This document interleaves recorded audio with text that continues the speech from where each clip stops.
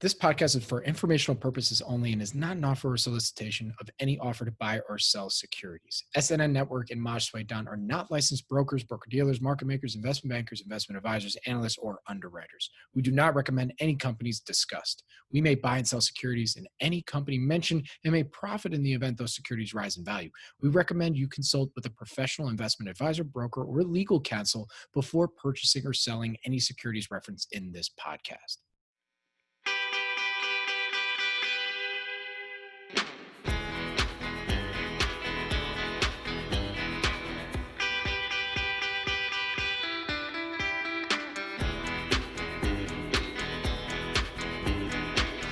Welcome to Avoiding the Crowd podcast with Maj Soueidan. This is a brand new podcast brought to you by SNN.Network. I will be your producer, Robert Kraft, and our host for this show is Maj Soueidan. Maj, take a bow. Give us a clap. Give us a what up. Come on.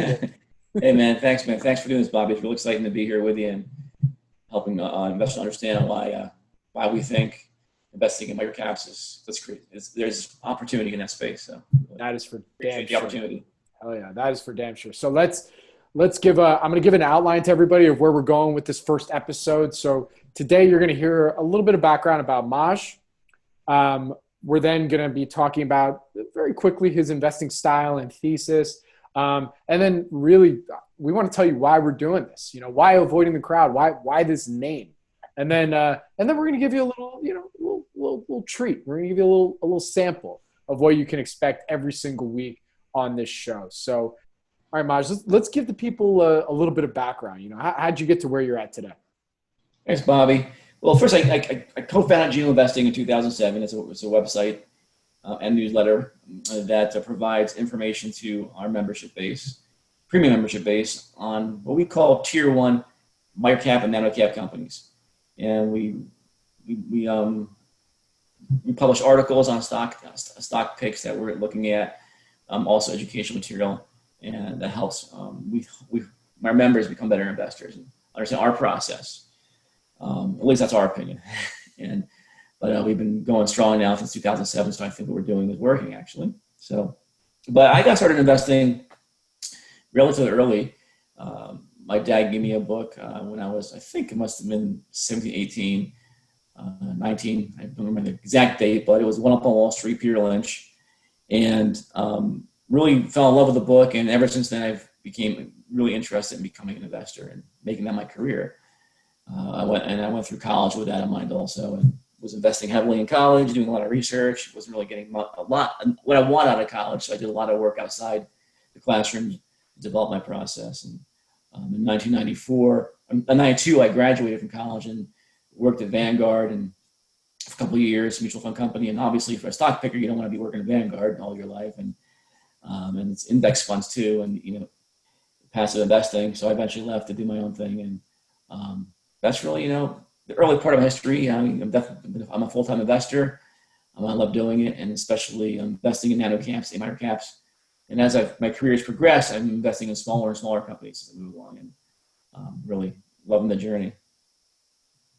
So what would you say is your investing style and thesis? You know, what do people expect when they go and subscribe to Geo Investing, or should expect when they come on here, that, you know, the types of companies or things you're going to be talking about from an investing thesis standpoint? Sure. Well, within Geo, you get what you get with Geo. You get engagement with us every day through a morning email. What kind of stocks are coming through our pipeline? You know, not just what we like, but also on the risk protection stocks that we think are actually over exaggerating who they are, their claims. But, you know, we culminate it in a weekly email every Sunday that kind of wraps all that reach together, as well as maybe bring some new stuff that we didn't talk about during the week that wasn't important and timely, but it's building to be that way maybe. We have model portfolios into our different buckets of strategies, which we'll talk about in a second. And we're just very active with our membership base on a daily basis. And we bring our members to our due diligence process very, very early in our process, the minute we find a stock. So it's pretty intense. Regarding our strategy, we're not honed into one type of strategy. You know, we have several different buckets, which I talked about in the past before. And, you know, we have our core strategy, which is really more of a longer-term investment strategy, building maybe 80-90% of portfolio around that strategy of your just traditional stuff, whether it's contrarian or GARP or momentum. There's different parts of our core, and these are stocks that have clean capital structures that meet what we look for what we call a tier one quality company in microcap space, which we'll talk about later. Or we can talk about now, actually. So I have the information here. But then outside that, you like that, Bubba, right? Outside that, we have strategies around that kind of that core theme. We're trying to make short-term, because I'm a full-time investor, and I had to develop strategies in the short term, still based on fundamental investing, to get some short-term income.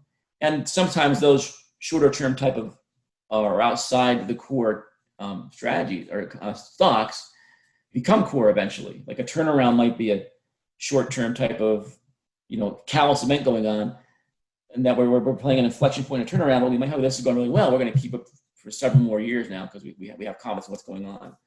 So at any point in time, these stocks move in and out of buckets depending on where they are and how things are evolving. If we look at a tier one company, kind of how we define that, I'll just give a few bullet points on what we look for. We're looking for strong management teams, either that we've decided through an interview process that they're strong, or they've proven in their history that they have a strong skills to run the company and turn around companies and maintain growth. Really focus on companies management teams that are focused on the business, not the stock price. Focus on your company growing the business, and eventually the stock price will come along. That we want them to have revenue. We're not really looking at development stage companies. We're looking at companies that are at or near profitability, or if they're not there, that have especially in a turnaround, you don't always get that. Have a clear path to getting there. Because sometimes looking at companies that aren't making money or losing money, you can get some good price, some good entry points in that if your 3 or 4 year forecast is really good. That price might be really cheap compared to what you think they're going to be 3 or 4 years. So it's nothing's etched in stone that it has to there's no perfect world of investing here, right? We're looking for high probability turnaround stories that are misunderstood by Wall Street or in the infancy, maybe in that 5th, 6th inning, because we can investors still might be really ignoring those stories still, so we can get some good opportunity to get some good prices there too. We'd like to have high insider ownership, skin in the game, manageable debt burden, or if there's a big debt burden, there's a clear way of restructuring it to make it in a way that you're not destroying the equity, maybe selling assets and selling non-core businesses. Ability to grow without excessive equity raises is really important to us. So really stick with good capital structure. And we don't like to look at stocks with lots of shares outstanding. We're looking for stocks under 50 million, really. But to be honest, most of the stocks I own are probably under 10 million outstanding share counts, and maybe that 10 to 20 million, maybe even less. We're really investing a lot of nano caps, not necessarily micro caps, but we all use that word globally here. So that's really what we define as tier one micro cap. So we're not. I think what's cool about geo investing is we kind of cater to a lot of different strategies. We're not just honing on one strategy. We believe that we're about scenario analysis, and that's how when I was getting involved in investing, becoming a full-time investor, we all look over this one path, right? But then I learned, there's just different paths, and too many times investors get focused on what's the best strategy as opposed to learning from scenario analysis. You learn really that, okay, well, here's a scenario I never ran into, but it worked really well. Now you start creating this mental bucket of all these different strategies that can work, at certain times. That's what I'm saying. And I think it's really important to stop concentrating on what's a cookie cutter way of approach to making money in the stock market or finding stocks, or understanding scenarios that should play out over time and loosely putting them in buckets, right? But always wanting to learn. Because when you're doing that, you're finding new scenarios that maybe no one else has found yet or has exploited as well, or is ignored until they're not ignored, right? So I like to look at it that way. You learn to become an investor by learning and by experiencing these scenarios. I couldn't agree more. I think that's why we teamed up for this little endeavor. That's for sure.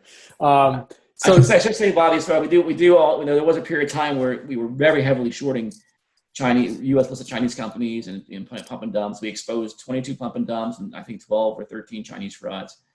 And, we still offer that portfolio protection type of, that what we call portfolio protection to our members, but we're not actively out there like we used to be shorting and stuff. So, but it's still a big part of what we offer to our membership base. Gotcha. All right. So now let's give the people a little bit what they want, why that we decided to put this whole podcast together, avoiding the crowd. From my perspective, for those who are subscribers to Planet MicroCap, that we talk strategy on there. You never hear me ask the question of give me your latest stock pick. That's just not my vibe. That's not how I run that show.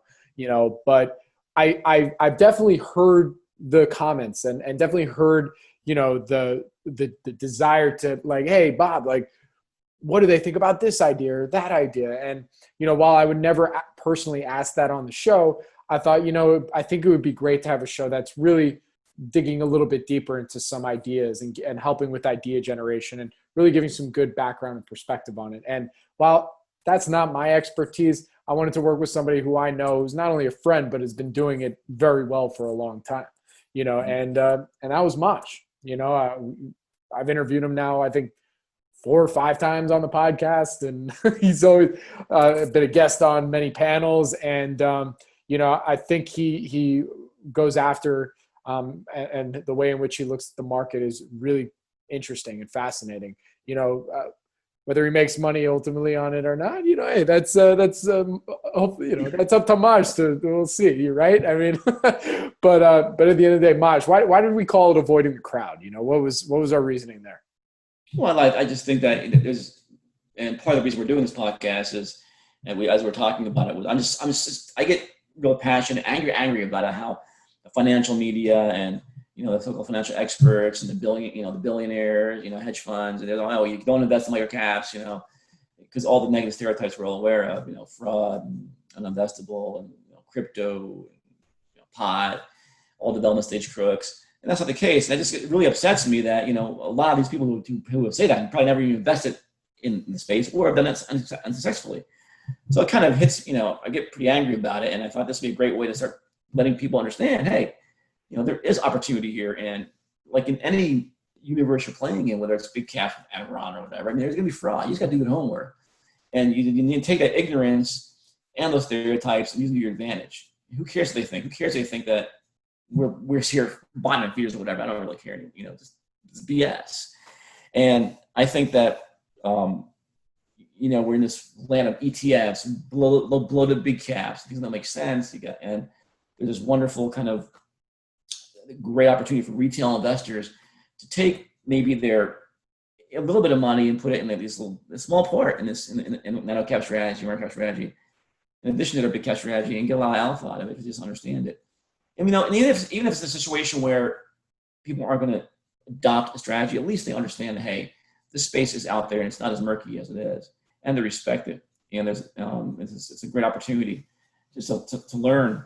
And what's really good about it too is even if you are going to ultimately be a large cap investor and that's what you want to be, dealing with these smaller companies enables you to interact with management teams, be able to hone your process for when you want to start interviewing companies outside that kind of space. So that's really a lot of it, and that's, I think, the whole thing about microcaps is it's unloved.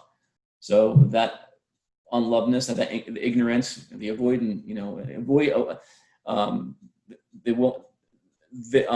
the desire for some of these investors to avoid this space makes it awesome for us to be able to hunt in here. And I think you came up with a name. I think it was a good name because it's actually what we are doing. When you want to play where there's less competition, it just makes sense.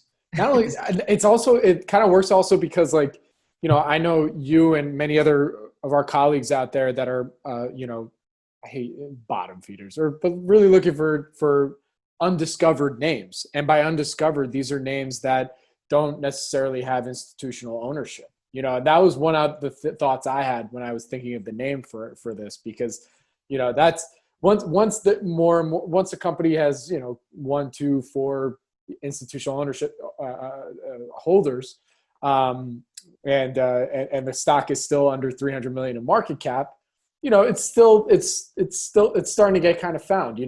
This is really all about finding those kind of hidden gems and the ones that are just so off the beaten path. Not necessarily eclectic stories by any means, but even simple to understand stories that just might be hidden somewhere on OTC. Well, there's a great underground there. And what's funny is the stats support. There's all the stereotypes and the financial media telling you can't invest in these stocks, they're too illiquid. Well, we're not. Most of us aren't playing with $1 billion. They're not illiquid for most, of us individual investors. So it's ridiculous. I have $1 billion in Monopoly money, so I take it what you just said. One day you'll use that probably. And I use it for all my fake portfolios. So I really think you need to take that back. But to work. Hey, all right. Yeah, sorry.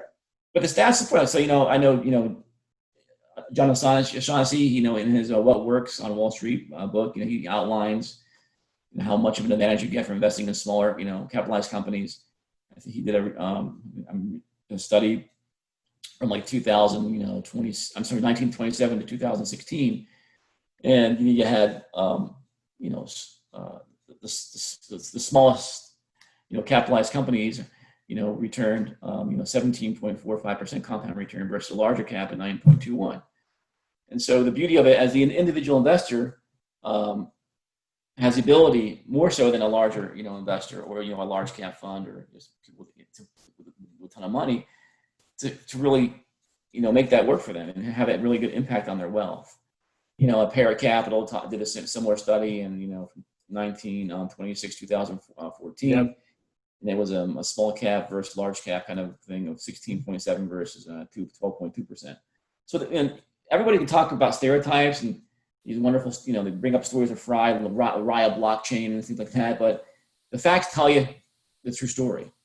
And I'm proof. I've lived it. I mean, I've done this for 3 decades basically, and it's worked. And it's still working today. And there was a little bit of a pause since 2008, but the space picked up again to a point where I haven't seen for such a long time, since pre-2008. That's a great topic for another podcast, Bobby, about why that's going on. Mm-hmm. But just look at the facts, not the jargon, not the sensational. Hey, avoid microcap, because of the stereotypes. Just look at the facts, and at least give it a chance and study the space. And the reason that we lose money in the stock market, whether in any market, is with ignorance. But we just did bad research. You did bad research, and you got fooled by a management team, maybe. And that's our own fault. And it's just I like that. I like, hey, just give us a chance. Give us a chance, man. That's all we want. Dumb and Dumber, Yeah. So you're saying there's a chance. Yeah. So all right, real quick, because I want to close out this first episode with a very let's give people a little sample of what they can expect each week. What you're going to be doing, what you're going to be going over. So take it away. What do you want to talk about? Yeah. So look, I think, we have a variety of, content, whether it's research, like elevator pitches on stocks. We started doing video pitches, get 20-minute virtual pitches for our members with a PowerPoint presentation. We write long articles, shorter articles to basically justify why we're buying a stock. We let our members know when we're selling stock or why we're selling it, how aggressive we are in a position, for example. We do a lot of educational content, especially in our weekly email, our weekly wrap-up email, which wraps up everything going on geoinvesting during the week. We usually start that with an introduction. Usually it's either purely educational about a particular topic, whether it's total addressable market, why we look at TAM and what that really means, maybe why smaller TAM is better than bigger TAM, why investing is hard and things you can do to improve it. 2, maybe we're having just a new stock pitch in that weekly email. As we're talking about a lesson, we like to talk about a lesson a lot of times, and then while we're talking about a lesson, bring in a stock pick that we're looking at to kind of help bring that point across. And we just did that this last week. Actually, there was a company I've been following, and I think I'm following for a while actually, and I can't disclose it today because I haven't published the article for our members totally yet, and we'll be doing that soon. But to give you an example, the title of the weekly email was investment decisions are often unavoidable despite imperfect information. So this means, you're never going to have perfect information when you're looking at a stock. You got to do your best to try and build a thesis sometimes with imperfect information. And we talked about that in this weekly email, how I've been looking at a stock since, maybe a year now. And we actually brought it into the funnel to our members a year ago and disclosed that we bottled the stock. We interviewed management. But what we found out after that first interview is that I didn't get everything I needed out of that interview to understand the business. So I've been playing this cat and mouse game, for a long time, trying to get my follow-up interview, and I haven't done a great job at doing that. I haven't been able to secure it. So I'm getting to a point where I have to do, dig a lot deeper in the research, my own, to start understanding the company a little more. And it's going to get to a point where I'm making a bet based on maybe an ideal situation, but it's forced me to do a lot more research to kind of get there.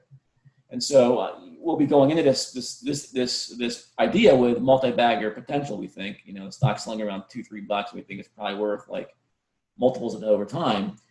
But I would have liked to understand a little bit more about some of the recurring revenue part of this business versus non-recurring part of the business, some of the competition, their market share. Because I believe this particular idea, they can get a monopoly position in a very small part of the market, but it's still worth something. And having a position in that very small TAM, total addressable market, will give them access to a much larger market they haven't been able to get access to. And then maybe make some acquisition target. But in order to get to that decision making, to really firm it like 100% or close as I could to it, I needed one more interview with management to understand some of the dynamics going on in the industry. But I'm going to make the bet without doing that if it doesn't get there. But basically, that's why investing can be hard to some degree, is that you always have this uncertainty, and it can affect your confidence level. But it's part of reality, and so we do a lot of that too. And we're not looking for. This isn't about pump and dump stock picks. We just don't want that. This isn't about day trading really. A lot of day traders come to our site because they want to basically. And I'm not putting down day trading, that's not what we are. And we're a solution for day traders and swing traders that want to add a longer term kind of portfolio type of strategy to their core, whatever it might be. And we have a lot of day traders who are part of Geo that see value in that. But we're just looking for really a long-term, not only a long-term subscriber. Those who understand that we're investing long-term, and we want you to make a long-term commitment to us too. That's the best way to get value in us. And, and I think that's why we've been around for several, maybe since 2007 now. So, and there was a time where we were actually more speculative, you start a website, like, let's just get as many picks out there as we can and make, but then it became like, we'd like the quality investor has got a subscriber for us, has gotten better as our quality has improved over time. Yeah. You also really not tier one space. Yeah. You also wanted to have a higher batting average. I mean, let's be real. Right? Yeah. And you get a higher batting average by investing in these tier one companies with when I say longer term view, I mean, look, understand the company long term, where it's going long term, right? So you might invest in a company with, you feel so confident they're going to grow for the next 5-10 years. It doesn't mean you might not sell it in a year or two, and then the stock price can get ahead of itself. A lot of things can happen, right? But it just means at least willing to have that kind of conviction. Will actually help you make better short-term positions too, by the way. And you'll find some of these interesting short-term opportunities because of your understanding of a business long-term. And you'll also understand, I understand the long-term business, but I only think it's going to work for, this particular inflection point or catalyst. So you understand that too. So you don't get kind of holding a bag past the short-term catalyst. That's really important too. So as you can think long-term, doesn't mean you become this long-term, perennial investor. You have the option to do short-term stuff too. Absolutely. All right. I think that's a great way to end this first episode. I'm going to just let everybody know, don't worry, you're not going to be seeing me all the time. This is just for the first one. We're getting our feet wet, and trying to, and launching this thing. And bear with Maj as he deals with his excitement. When he gets excited, he pounds the table. So, pound today? Yeah. Oh yeah. Don't worry. By episode 50, I think that's when he's going to break that habit, but we'll see. I want to let everybody know that you'll be able to subscribe to this podcast wherever you get podcasts. So that's Apple, Stitcher, Spotify. I love Spotify personally, but hey, everybody has their own, to each their own, right? And you also be able to find the website for it, which is avoidingthecrowd.podbean.com. And you'll also be able to find this podcast on SNN.Network, as well as our YouTube channel, which is SNN.Network YouTube channel, which is youtube.com/SNNWire. You can follow me on Twitter at Bobby K Craft. That's BOBBYKKRAFT. And we'll be sharing links to the episode from there. And Maj, where can people go and follow you and to find out more information? Yeah, you can go to geoinvesting.com to learn more about what we do.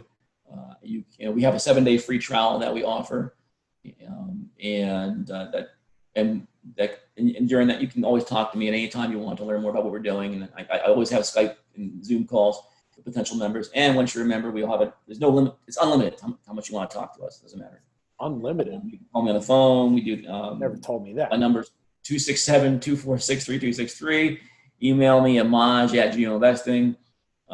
This is my life. I love it. So I love talking stocks.